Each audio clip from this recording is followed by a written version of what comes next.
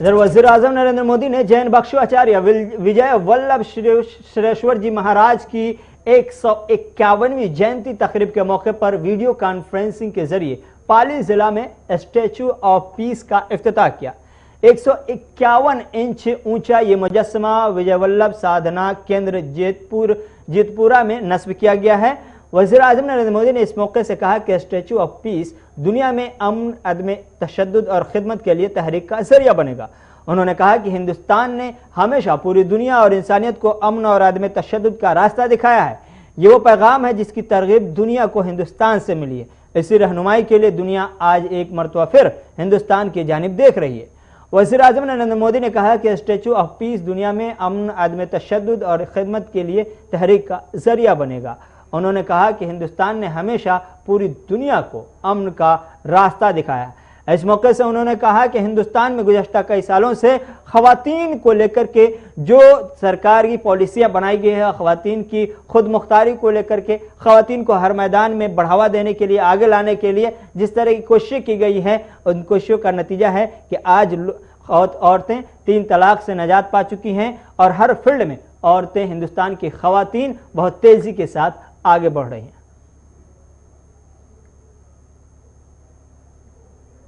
जैन साध्वियों से सभा में प्रवचन दिलाने की परंपरा विजय वल्लभ जी ने ही शुरू करवाई थी।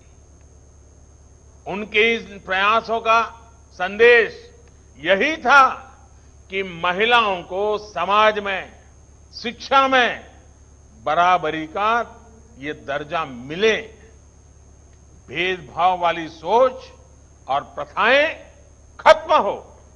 आज आप गौर करेंगे तो पाएंगे कि देश में इस दिशा में कितने सारे बदलाव हुए हैं। 3 तलाक जैसी कुप्रथाओं के खिलाफ देश ने कानून बनाया है। महिलाओं के लिए ऐसे सेक्टरों को भी खोला जा रहा है जहां अब तक उनके काम करने पर मनाही थी। अब देश की बेटियां को सेनाओं में अपना शौर्य दिखाने के लिए उनको भी ज्यादा विकल्प मिल रहा है।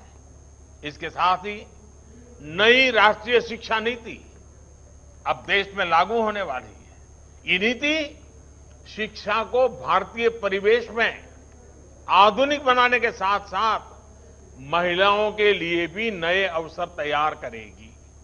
साथियों, आचार्य विजय वल्लभ जी कहते थे, राष्ट्र के कर्तव्यों की उपेक्षा नहीं, अनुपालन करना चाहिए।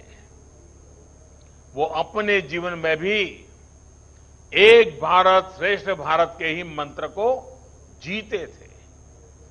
मानवता के इसी सत्य पर चलकर उन्होंने जाति, पंथ, संप्रदाय की सीमाओं से बाहर जाकर सबके विकास के लिए काम किया। उन्होंने समाज के सक्षम वर्ग को प्रेरित किया कि विकास के आखिरी पायदान पर रहने वाला आम जन की सेवा करें।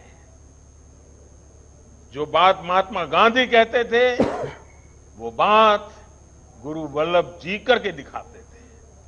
उन्हें गरीब से गरीब समाज के आखिरी व्यक्ति को मूलभूत सुविधाएं उपलब्ध कराएं।